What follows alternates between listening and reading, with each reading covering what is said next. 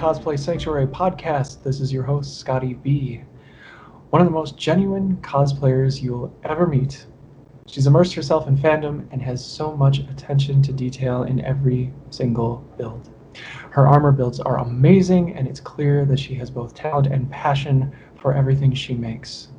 Please welcome scientist, biochemist, creator, cosplayer, and former ice girl for the NHL, Tatted Khaleesi. Hello, thank you so much for having me. Thank you for being on the show. And yes, so much to talk about. And you've done so many amazing things this year. I mean, with everything crazy that's going on, you always have so much first positivity, and the backgrounds in your photography are always amazing wherever you live. It's just like a living cosplay. It's like they knew. It's amazing. I live in Arizona, and most people would assume it's just complete desert. But the places I shoot are just really like within 20 minutes of my house. So it really is just a beautiful landscape. If you know where to look, you can find really unique stuff here. Well, it's just perfect, and yeah, you would never know that you're not like just like flying to different places for location shots like all over the place. This is all just right down the road. But if you would be so kind, so take us back and tell us about your origins and how you got started in cosplay and became known as Tatted Khaleesi. So I actually just started cosplaying July 2019, so we're only a little over a year. I had thought about it since high school. I grew up, my first comic ever was a She-Hulk comic that my grandpa got me. And after that, it's funny, it was Marvel, and then I just gravitated towards DC once I knew this world existed. You just start, Googling, and I was really drawn to the Gothamverse. Harley Quinn and Black Canary were my go-tos when I was younger. And so I'd always had a love for DC Comics and stuff like that, but hadn't really jumped into anything cosplay related, but I'd always really admired it. And it was actually last year, 2019, the beginning of 2019. This is also going to get me in trouble with some Game of Thrones fans. Me and my boyfriend had not watched any of Game of Thrones at all until the last season was over. And then we said, okay, we are going to buckle down, and for one Sunday for each month, we are going to watch a full season. We're essentially going to binge watch an entire season every Sunday for 2 months, and we did. And I think within the first couple episodes of the first season, I was watching Daenerys as a character, and I was like, this is going to be it. This is what's going to push me to actually cosplay. It was less intimidating, I think, because her season 1 outfit is so torn up. It's like, okay, that's not that hard. Nothing has to be perfect. It can look messed up. So I think the ease of jumping into something that didn't need to be so perfect was really part of what pushed me, but also just I really resonated with her character and really, really loved what Emilia Clarke did with her on screen. And so that is what prompted me to start my cosplay journey. But it was I knew going into it, I was 100% going to be doing DC Comics cosplays as well. Like, there was no question in my head that was something that was on the horizon when I started. Well, and I think there's a lot. I mean, Marvel certainly does it for mainstream. Like, they have so many movies, and there's just so much going on for Marvel. And I think it has just for a longer amount of time, cartoons and series and everything. And DC has, they're starting to catch up. I think they do a lot more for cosplay, and I like the DC universe a little bit more. Sorry, everybody in Marvel, but I actually I got started with the trading cards a long time ago. So I had like all of like the Skybox, Marvel series, whatever they were. And, DC had cards back then too. I had just tons of them, and you're always missing like 3 when you're that age. Yeah, you're always like a missing few that you don't have, so you can find them. But that's like where I learned more about it, because all the cards had like the origins and like their stories and things like that. And like Dr. Fate and Superman and Green Lantern, like Dr. Fate. they're just. I really want to try that one. I hope I get to it. it's it's I it's yeah. it's on the top of my list for like new things I need to start working on. I would be a major supporter of that. I think that would be so cool. And I might have to hit you up for some advice on armor. I got And you. I know that you've had such detailed videos on IGTV on armor building, and it's not easy. I know firsthand it's not easy. I try my best with foam, but and even painting. The painting is rough. Would you mind talking about your methods for how you add the details, from painting to texture to dyes, and just like what's your process for coming up with some of the colors and just different looks that you do for your build? Yeah, for sure. So I've been told it's funny, even when I go to do something that's a little dark and grittier, somehow it ends up being bright. And Ravager's a perfect example where she's a darker character. She's, not necessarily a hero. She's got a bit of a, not that, I guess most heroes have a bit of a traumatic past, but she's like notably a violent character. And I looked at my build and I'm like, this is still bright. Like, how did I do that? And I think I just gravitate towards, I would say my aesthetic, if I was going to call it something, is like bright and badass. I guess that's kind of what I go for. And I just really like things that are aesthetically pleasing. And so for me, making my builds reflect that is always really fun. And the next build I'm doing, which is Artemis, the Amazon Artemis from Outlaws, and of course other things, but that's probably what most people know her for. She's got a lot of black in her costume, but there's also going to be a lot of brightness in what I do, and I think I really like to put my own little spin on things, and if I can incorporate more color, I like to do that. So for Ravager, I tried to think about, okay, I want there to be really large pops of orange. And then instead of using just black, I'm going to use this metallic blue for certain pieces, just to give it a little bit more dimension. I think it's more interesting to the eye that way. In regards to textures and painting and details, I'm still totally learning. I just discovered that they make pre-cut foam bevels that are perfectly straight. And I've been over here trying to cut with my box cutter perfect straight lines of foam to use as detail pieces, but they make foam bevels, which I just ordered some for my next build. My newfound love for making things perfectly circular is googly eyes for ribbon. Oh, that's not a bad idea. And since they come in all different sizes, you can use them for really so many different things and so many different details. My other favorite tool that I use for Ravager is a wood burner. So you can create nice battle damage and stuff like that while burning the wood, but definitely wear a respirator. Those fumes are nasty, especially when you're burning foam. So those are kind of my favorite tools. And then, of course, a sanding Dremel is always good for cleanup. And then also I've discovered if you want to do battle damage, you just kind of hold it against the foam until it gets a little rough.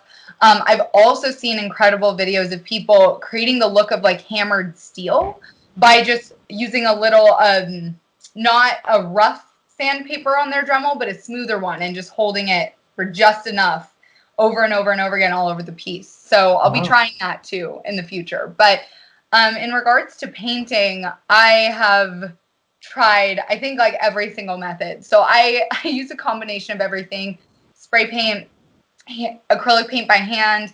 I have an airbrusher. So I've kind of done it all, and there's definitely pros and cons to the different methods, right? I mean, I noticed that for me, shading by hand with oil paint and blending it out with a brush gives me a lot more control than with the airbrush, because I'm just not proficient with the airbrush yet. But to get a bunch of different bright colors together, the airbrush is amazing. So, but I would say, the most fun part of the process for me is watching the armor go from being these random shaped pieces of foam coming together into an actual wearable piece is just insane to me. The Ravager breastplate was one of those where after I had it all assembled and it wasn't painted, it wasn't anything, but I just looked at it and I was like, wow. I was like, I didn't think that was something I'd be able to do. It really is remarkable. And you just put a few photos out, although by the time everybody else hears about this, there'll probably be even more photos Yeah. available. But yeah, the thing that I noticed the most about your costume design and your cosplays is just how seamless they are. The Thank armor you. is really from I will call her Robin. I know Yeah. that's not quite the character, but it is a Robin, a version of Robin. Yeah, Uh, it's Stephanie Brown during yeah, the brief Stephanie. time that she was Robin. So she is Robin. Yeah. But just from that and all the detail that goes into sort of the body armor for that piece, and then Dove, which is just a completely like I don't even know how you figured out how all of that would even fit together. But There was a it's lot just of all. headaches with that. So if I would definitely direct people to watch the IGTV videos. They're very informative, and they're just really well put together. And there's just a lot of Yeah. detail. So if you are curious, like how does she do this? Like you do break it down very very nicely for everybody Thank you. in those videos. I hope to see more. Definitely would love to see So more like I armor building videos wish from. I wish that I had thought that was my one downfall of those Dove videos is I was so involved mentally in the process that at the end I should have been taking pictures and videos while I was doing this so I could show people the physical process instead of just talking through it. So that's something I'm going to try to do more. In fact, I just started Artemis's giant axe called Mistress, and I drove to Home Depot today, was real proud of myself. I was going by myself. I knew exactly what I needed. Went into the store, grabbed a 10-foot PVC pipe to use as the handle, and I was gonna cut it. I'm gonna cut it. It's gonna be about my height. And I was so proud. And I get back out to my car, and I'm like, this is not gonna fit in my Oh, car. oh no. So I called my boyfriend who has a truck, and I was like, I was so proud of myself walking out of here, and now I can't leave the parking lot. And he's like, no, no, no, you can. So we figured out that you can fold my car seats down and all of this. But it was just this funny moment where I was like, I did it. This is great. I did it all by myself. And then I got to my car and I was like, ooh. But going back to what we're saying regarding tutorials and things like that, my goal is to definitely be better about documenting the process itself so that so that people can actually see. I know that's really helpful for me. Hearing somebody say it isn't always the same thing as seeing it be done. So that's something I've actually already started doing with the axe itself in terms of just starting with the plan of where I drew it out, kind of which pieces were going to be separate from each other, and stuff like that. So hopefully that'll be a more informative video. I'm glad that the Dove ones were useful and informative for you because I was a little worried after I put them up. I'm like, is this going to actually be helpful for anyone or is it just me talking for 20 minutes? You screw up, right? Like Oh, yeah. it's a process. Like you're not gonna always get it right the first time. You're going to go through the learning. So whether Yeah. you build, like unless you're commissioning every single thing you do, you want to learn how to do it. Like you just kind of have to try a few things and see how it works. And I Yeah. guess I've been a little bit nervous about that. I have to buy some more foam, Yeah. but I think it really is like your videos are encouraging. Like and like okay, well I'm yeah, so like you glad. can just kind of screw stuff up and try it. Like it'll eventually, if you're persistent, you'll get better. Yeah, for sure. And I mean, it's one of those things that we learn a lot more from our failures than we do our successes in life in general, but especially in stuff that's hands-on, like trying to take something that's 2D into 3D. Spatial things like that are hard for me in general. So there's definitely been times where I've patterned something and then I come back and I look at it and I'm like, I have no idea what I did or why this looks the way it does. So sometimes you also have to piece together the stuff you've done. But yeah, I've thrown a ton of stuff away. The first Ravager belt buckle got tossed. And, there's stuff that's come up recently. I pulled out my Dove wings and I was like, oh, these are coming apart. I was like, okay, need to figure out how to fix those. So it's going to happen. And I mean, it's just part of the process, especially like you said, if it's something that you want to like physically learn how to do, there's no way to do it without messing up. It's just, I mean, if there's somebody out there who's never messed up on a cosplay build, I would love to talk to them because I want to know what type of sorcery they're doing. Yes, I think it is just that it's just part of being a human. Like you learn by Yeah. doing, and yeah, if there's anybody out there who has never messed this up, I don't know, maybe Cosplay Chris would be that guy, but I Yeah, I think right. I even know. even the bigger YouTube channels, they probably do, or they have. Everybody Yeah. starts somewhere, Yeah, and you have to. That's how you get better. and I think that's also part of it too is you have to be really careful about comparing where you're at to people who've been doing this for like 10 years. Like I look at Kimpatsu cosplay and Kamui cosplay and I'm just like, how do you do any of what you do? But the reality is they've been doing it for a decade, Mhm. And so it's just everybody's at their own place in their journey. So I think it's also really important to not be too hard on yourself if you do mess up because it's impossible not to. And those people who have all those years under their belt also have a lot more mistakes under their belt. Yes, yes, they've learned a lot of lessons, and many people who have been in the community for a while are very helpful.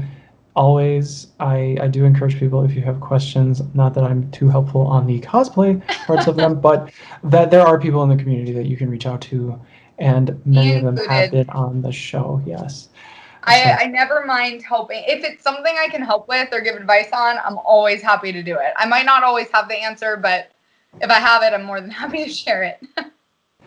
and you did share quite a bit of your experiences recently. You were on a show called Creative Cosplay Corner, Yes. where you were featured by a fellow by the name of Cable Rose, and I thought you both did just an amazing job. He Thank does a you. lot more. He has a lot more tech experience for sure, and something that I would look to. I'm like, oh, how did he do all that stuff? He's got the background, all this stuff. I know. I But was blown away when we were filming. I was like, how are you doing this? yeah, it was it's really cool. I will link to that interview in the show notes. And you did talk about your inspirations. Of course, you did mention Daenerys Yeah. earlier, Becky Lynch, Dove, Flash, Young Justice, among others. You also mentioned, just a lot about the process of picking and then creating each Yeah. cosplay. So, what do you like most about the process overall? Oh, it's so hard because there's so many things that are fun about it. And I think that's what keeps me going. I mean, a lot of people are like, I've had people ask me, how are you doing so much? And I'm like, honestly, part of creating is just getting a lot of my anxious energy out and putting it into something productive. So it's beneficial there, but there's so many parts of the process that are rewarding. So a big fun part for me is actually the process of picking and then starting to look for, okay, what pieces could work for this? How could I do this? One that's on my list for next year. We're in August. Why am I like this? For next year is Yo-Yo from the animated Flux movie, and Cool. a big part of the fun for me has been okay, exactly what color is her outfit? How am I going to do that? Am I going to need to dye stuff? Probably. How am I going to attach the pigtails to the cowl? No idea.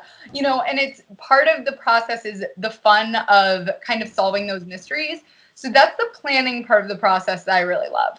The next part is actually assembling any armor related pieces. So for me, that's kind of the next fun step of seeing it go from something that's in my brain or something that's two-dimensional to something that's a full-fledged like three-dimensional wearable piece. So that's the fun part about building for me. And then priming is the worst part because you spend hours doing it and nothing looks different. You did work, but you're like, it looks the exact same. Painting is always fun because you get to start seeing it. You're like, okay, it looks like a real thing.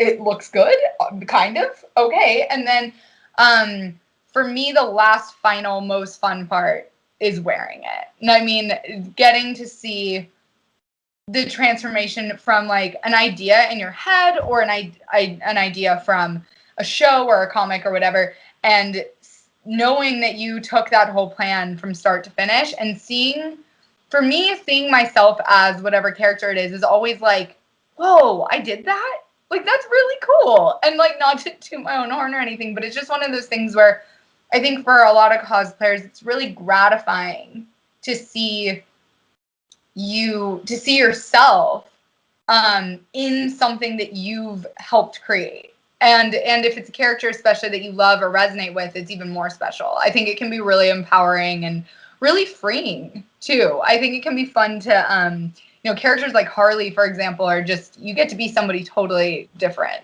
I hope most people actually like Harley, but no judgment. Yes, this is hopefully a different character for you. Yeah. But many people say that about Wonder Woman or even Elsa from Frozen, that wearing the costume really does make a change for you. Like when you put it on, like you just feel different. I did not experience this with Riddler, so there might be an issue there. I don't know. I do. I did like the experience that I had with the prop, and I did not make that. That was made, and I just thought it looked really cool. But I also thought like, well, that would be a really cool direction to go with the character. I think he would fit in so well to that kind of aesthetic too. I think that would just work really well for Riddler. And not to say that it only has to be special if you made it. I mean, when I got my Ravager swords from World's Finest Props, and he was amazing throughout the entire process. They were custom made. When I got those swords, I did not want to put them down. I was like walking around the house with them, and like, so there is something about carrying a badass prop too that makes you feel just like powerful. You're like, yes. Yes, and yeah, it's such a process. Whether you are like working with someone or whether you're doing it yourself, like it takes a fair amount of time to get everything to go together. When the comic books do it for you, so when they create those mashups for you in some of their spin-off comics, like Deceased, for example, my literally favorite moment in comic books, I'd say it's pretty much it. When Dinah Drake becomes Green Lantern in that moment, and the ring finds her, and she bursts forth. She bursts forth into this just like crazy powerful Green Lantern. Because when you combine all of those powers, it's just ridiculous. And she like very quickly starts to kind of combine those things. But what really I just want to hear from you about how you came up with that and like what it means to you. So, like I mentioned before, Black Canary was one of the characters who, sorry, excuse me, was one of the first characters that I really fell in love with when I was entering the world of DC Comics. I always loved her. She was always my favorite hero. And I've done a couple versions of her. I did her like a classic look, and then I did her Birds of Prey look. And both were really fun, but neither of them really felt much like me. And not that a cosplay needs to feel like you for it to be fun or for it to be a good time, but it just didn't, neither of those felt super comfortable. And I was like, oh, okay, well, I'm going to keep cosplaying her, so we'll see what else comes up. And I actually saw the panel where she uses her canary cry through the Green Lantern megaphone. Whoa. And I was like, where is this from? Why don't I know about it? And where can I read it right now? And so I have a DC Universe subscription, able to access some of the comics on there. They didn't have all of them, but was able to get enough, and now, my local ordered some from online, and not a lot of the local stores are open right now. But point being, I saw that panel and I was like, that is one of the most badass things I've ever seen Black Canary do. And I was like, I want to recreate that. I don't even need context. I want context. I want to read this storyline, but looking at that, I was just like, this is amazing. So I ended up reading, and I was like, okay, this is also amazing. I really enjoyed the storyline. I really enjoy how Damian and John end up in the roles that they do, and Cassie as well, who yet another cosplay of her from Deceased as Wonder Woman, and just a really great storyline. But seeing Dinah take on that mantle was just really cool, because as I think she's a character that a lot of, at least not that just women look up to her or enjoy her as a character, but I think she's a really strong female character that a lot of female geeks, so to speak, know. And so to see her take on that really well-known mantle of being a Green Lantern and being one of the most powerful metahumans in the universe, and combine that with being a Green Lantern was just mind-blowing. And it was just that cosplay I put on, and I was like, this feels like me. I was like, I don't know what about it does, but I was ready to kick some ass. Like, I was like, this feels right. Like, and it's a super comfortable one. I was like, I will wear this to a con, like, as long as it's not like 110 degrees like it is right now in Arizona. But just such a cool moment and such a cool progression for her character, and I think well deserved. She's been such an important character for so many people, I think, and a well-known character, and to see them take her on this new journey is really, really cool. Mm-hmm. So, yes, I agree with every single sentence. Yes, it's just this amazingly powerful moment in comic books. Like, just in the history of all comics, you know, you see the boys do things over time, but when they picked those two characters and put them together and decided that this is, and I know there are others in the Lantern Corps, but oh yeah, it's just I was just a really cool, really well thought out piece that they did in DC. Sorry, Marvel.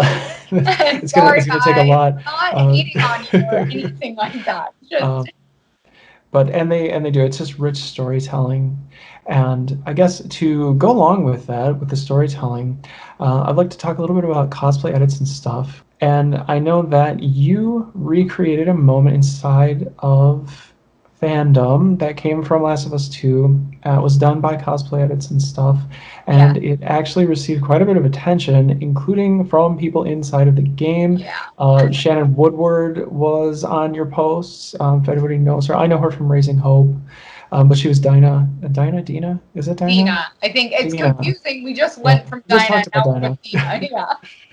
Dina, Last of Us 2. Would you like to talk about how that came together, and also how or what it is like being a page model for cosplay edits and stuff? Yeah, so I'll talk about the Last of Us 2 thing first. So full disclosure, I'm not a gamer. I am horrible at video games. Michelle and I connected through Instagram, and we just became friends really quickly. And it was before The Last of Us 2 came out, and she had mentioned something about it, and I was like, honestly, I want to know about it, but I'm just telling you, I know nothing. Like, I was like, I have no frame of reference for what this is, but if you want to tell me about it, I'm all ears. So she really filled me in. She sent me all the cut scenes from the first game. So I watched those while I was working on some stuff.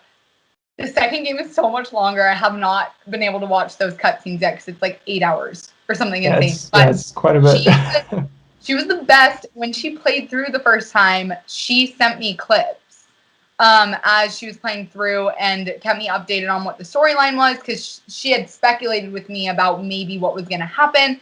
And I just, knowing her and just she's such an amazing person, hearing her connection to Ellie, and I knowing how important Ellie was to her, I was like, it would be really cool to do some sort of edit, but I said, I feel weird being your Dina for this because I've never played the games. I was like, I feel like I don't really, not that you can cosplay whoever you want. I would never judge anybody for cosplaying a character they don't know. But for me, I was just like, oh, what if people are really like, you've never even played the game or something? And she was like, nobody's going to do that. She was like, I would be really stoked if you would be Dina for this edit. So neither of us had the right color shirt.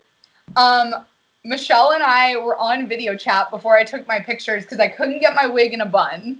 And so I'm like, how do I get it in the bun? And we're on FaceTime and she's trying to help me. And we took our pictures separately on different sides of the country. And we told Nigel of Cosplay Edits and stuff, we said, hey, can you put us together? We tried really hard to make this doable because it is tough because it's not just two people standing in a scene. They're touching hands.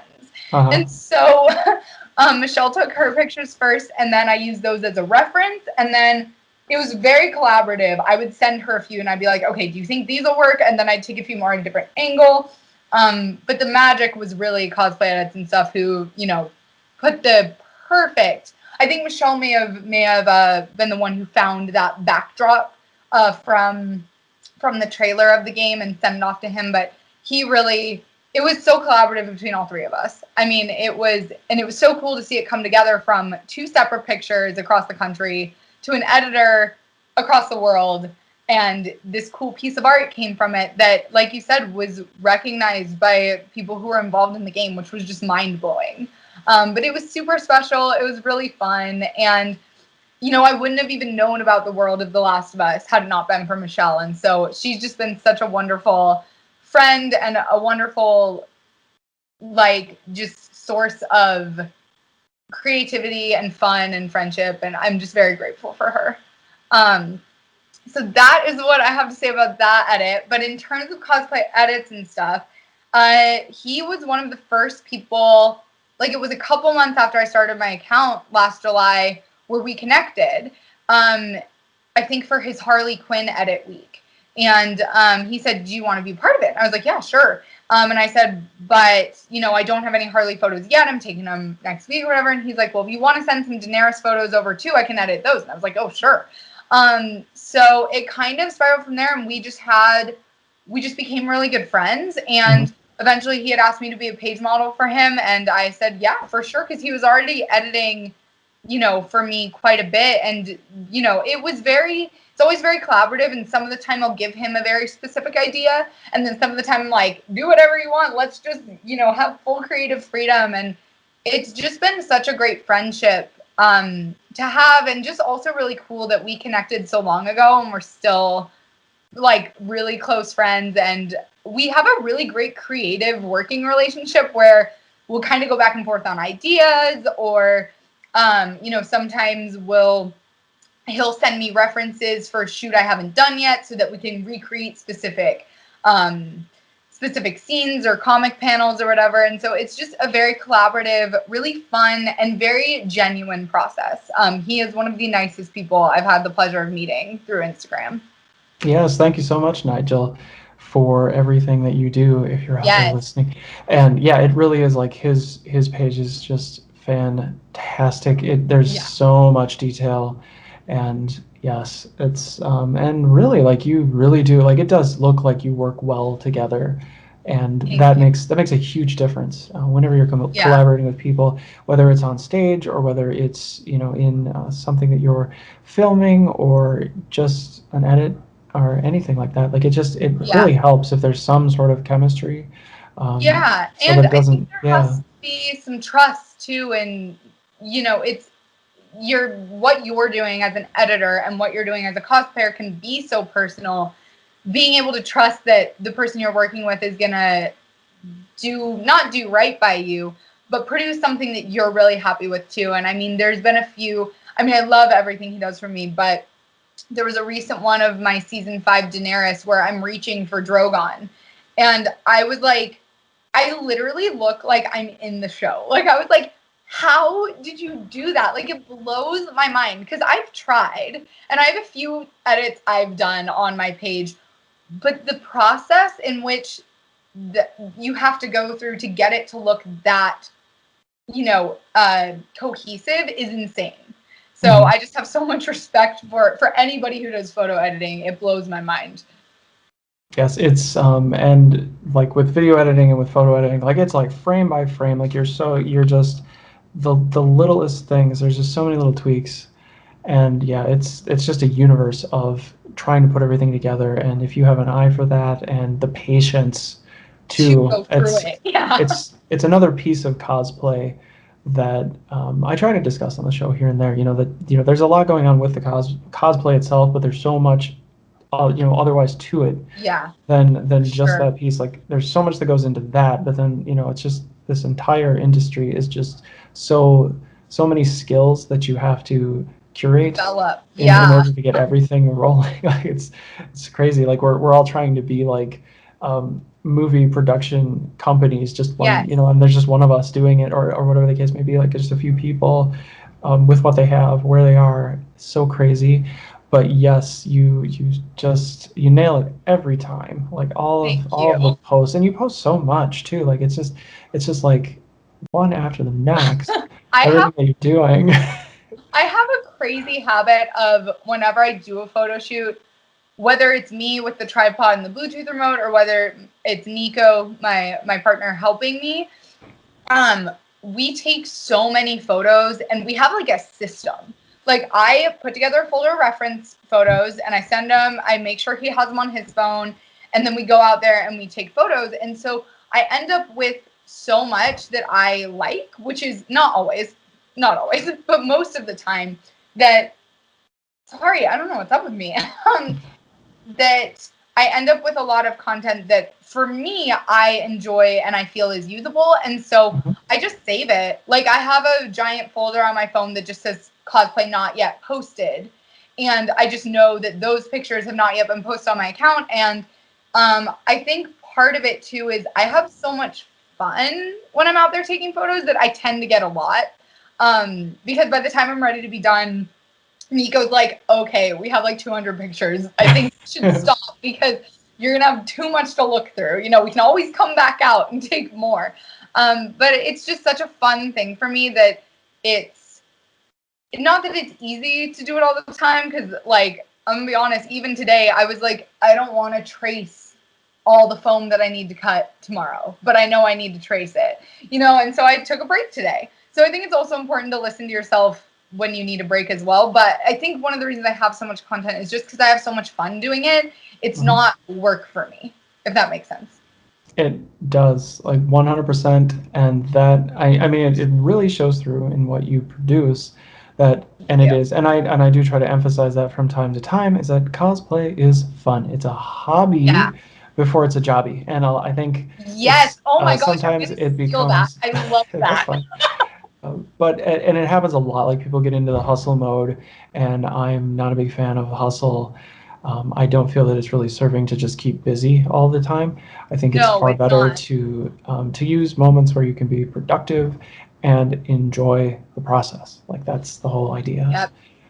And And I've had to slow myself down too lately because I'm excited about everything I'm doing, but I have a bad habit of biting off more than I can chew, um, so to speak. And so I've had to kind of sit down and be like, okay, this is what I'm doing this weekend, and I'm stopping when that's done. Because sometimes you get going and you're like, no, I just want to do a little more. I just want to do a little more, and then it's like 9 p.m. and you might not have had dinner or spent time with whoever's in your life, and it's like, okay, this is great, and it's a fulfilling thing to be doing, and it's amazing to create, and that genuine joy that comes from creating, I think, is so important. I think so many of us who are creators in whatever sense of the word seek that out because it is fulfillment for us.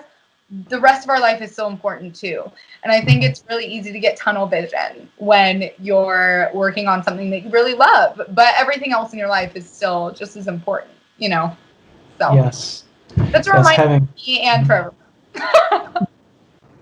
everyone. very important to have balance. And as we wrap the show up, it's always sad to wrap it up. Thank you so much for coming on and for sharing everything Thank today, you for for having me. sure. Um, Talking about cosplay comparisons, and this really does go into my final question. Um, Daenerys is absolutely a character who experiences growth, and she has a lot of struggles. If you've watched the show, you've read the books. I've read a few of the books. I haven't actually watched the show. Sorry. I won't Um, judge you. This is the I reason don't why have HBO yet. you about anybody else out there. I can't get HBO until Snyder Cut, so I'm waiting. That's fair. Maybe. That's fair.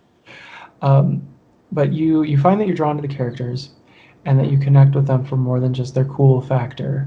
So what about the characters really do you feel, or what about the cosplay impacts something within yourself? With any of them or Daenerys? Well, you can start with Daenerys. Okay, That's a so little easier. for Daenerys, I mean, her journey is going from the scared little girl, right, to a woman who is like, I am me, and you are going to respect me, and I know what I'm capable of, and you're going to respect that, right? And so I think that's a journey that, whether or not you're in a fantasy world or our world, is relatable. And I know it really is for me, just in what I've gone through in my life. And so getting to step into her character and getting to be that queen is really empowering. I mean, when I took my season 6 Daenerys pictures, I was out there with my tripod for like an hour and a half, which is a long time to be out in Arizona heat. And Nico texted me. He's like, "Are you okay?" He was like, "You haven't come back. I just thought I should check." And I was like, "No, I'm good. I'm having a really good time." And just to feel empowered is a lot of what I feel in cosplay. And I mean, that's with a lot of the characters. It's not just with Danny. Ravager was one where I got those photos back, or I got a few photos back. That was my first professional shoot ever. Got those photos back, and I sat there and I was like, "That's me in those pictures." I was like, "What?" So this feeling of being able to see yourself as powerful is something that's a really important thing for me from cosplay, is to see, wow, like I can be all of these badass, powerful, whether they're good or bad, characters. That has to be within me too. That's not just something that appears. And I think that's something I try to remind other people of too, is that if you can cosplay a character that's totally out of your comfort zone, you probably are relating to them in some way, even if you think that you aren't. And I mean, that can be the same for villains. It doesn't have to be something negative, but I mean, it can just be the absolute badassery of it. I mean, I don't think any of us really want to be assassins, but I know a lot of people who put on a Deathstroke cosplay are like, "This is awesome," or a Red Hood cosplay. And I think it's just finding the traits in the characters you love and realizing that they might already actually be in you. You just might not know it. So that for me is it's the empowerment piece of it. I would say that is the one word that really sums it up. Yes, empowerment for sure. And you know, funny enough, like one that I want to do, it'll probably be my last one because it's going to take so much effort out of me to do it. Shawn Michaels. Ooh. That will be my last one that I try to do. Ever. Really ever. I'll be or a really long break, maybe. But yeah, I know you've done WWE characters as well. But I just wanted to mention that, like, the cosplay, it's not always from a comic book. It's not always from a cartoon. Yeah. It's not always. Sometimes it's a real person. Like, yeah. But they bring a character to television, to movies, or to some other space. I wouldn't be surprised if someday we see like people cosplaying other people that are on like YouTube or Twitch. Yeah, I know, right? Totally possible. That too.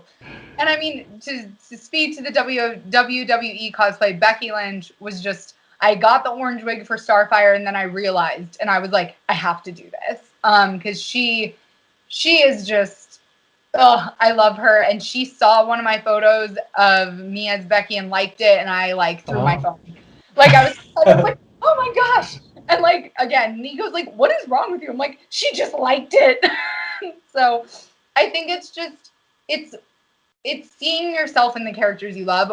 And that could be, a WWE character, because they are bringing some sort of character to screen. But, we all look at other people, or we all look at other characters, and we have a habit of comparing ourselves to other people, when really we have, I think, a lot of the traits that we all want within us already. We just kind of have to dig around and find them. And I think cosplay can help you do that.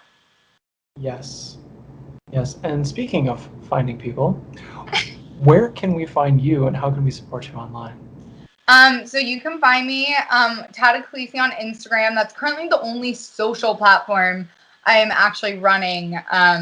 So there's no Facebook or anything like that. I'm also on Ko-fi, which if you want to contribute financially, but that's a real no pressure thing for me. But it's there if you wanted it. And it's also Tata Khaleesi. Oh wait, no, I have a Vero too. I keep forgetting these things. I should have written this all down. There was only 3 things, but I should have had a sticky note. I'm also on Vero as Tata Khaleesi. Thanks, Michelle. She was also the one who was like, Vero's a thing. I was like, oh great, let me get on there too. So yes, Vero's a great. Instagram and Ko-fi. Yes. Ko-fi. I still don't know how to pronounce it. I say it wrong every time. Yeah, it doesn't Right. matter. I feel like everybody pronounces it differently. But those are the 3 platforms that I'm currently on as we speak. Oh, wonderful. And we'll be sure to have links to everything. And thank you so much. It's been so much fun to talk to you. Thank you. Coach, This it's been hour so great. flew by. When Yeah, you were like, we're wrapping it up. I like looked, I was like, how? I've probably just been chit-chatting for like 10 minutes. So thank you so much for having me. I had such a great time, Scott. all right. And everybody, this has been the Heroes of Cosplay Sanctuary podcast. Thanks so much for listening. Bye bye.